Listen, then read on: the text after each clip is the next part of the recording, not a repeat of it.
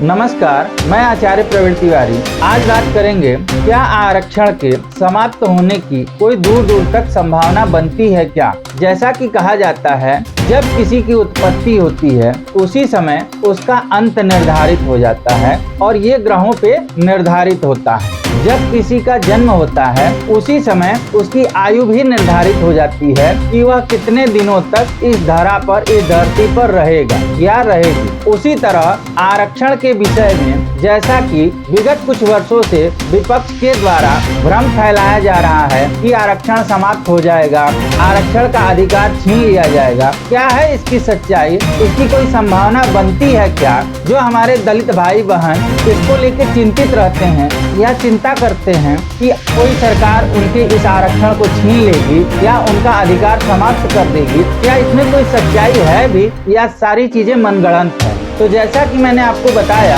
कि जब किसी की उत्पत्ति होती है उसी समय उसका अंत निर्धारित हो जाता है। कौन सा ग्रह किस स्थान पर बैठा है उससे यह निर्धारित किया जाता है कि कितने दिनों तक जिसकी उत्पत्ति हुई है वह रहेगा। इसके लिए हमने जिस दिन आरक्षण लागू हुआ उस दिन की ग्रह दशा निकाली, जिसके आधार पे सिंह लग्न की कुंडली बनकर तैयार होती है और सिंह लग्न में स्वगृही सूर्य स्थित है। सिंह लग्न में स्वगृही सूर्य स्थित होने के कारण मैं अपने दलित भाई बहनों को जो इसको लेकर चिंतित रहते हैं उनको आश्वस्त करना चाहता हूँ कि यह जो आरक्षण है, जैसे सूर्य को कोई समाप्त नहीं कर सकता है उसी तरह इस आरक्षण को भी कोई छू नहीं सकता है। आपके अधिकार को कोई छीन नहीं सकता है। ये मैं इसलिए कह रहा हूँ कि सूर्य ग्रह लग्न में होने के कारण, जब सूर्य लग्न में होता है उस समय किसी की उत्पत्ति होती है तो वह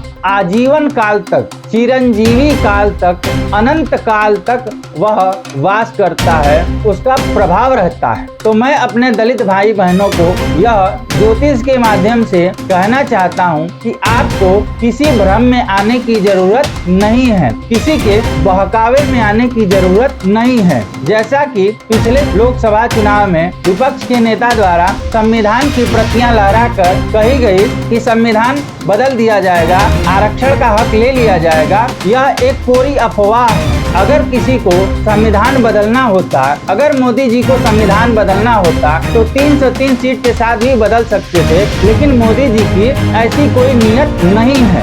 यह अपने दलित भाई बहनों को समझना चाहिए और जो देश को बांटने वाले लोग हैं उनसे सतर्क और सावधान रहना चाहिए। और आरक्षण जो है वह कभी समाप्त होने वाला नहीं है। आरक्षण को लेकर आश्वस्त रहिए, उसमें किसी प्रकार की कोई छेड़छाड़ की कोई संभावना, कोई गुंजाइश नहीं बनती है।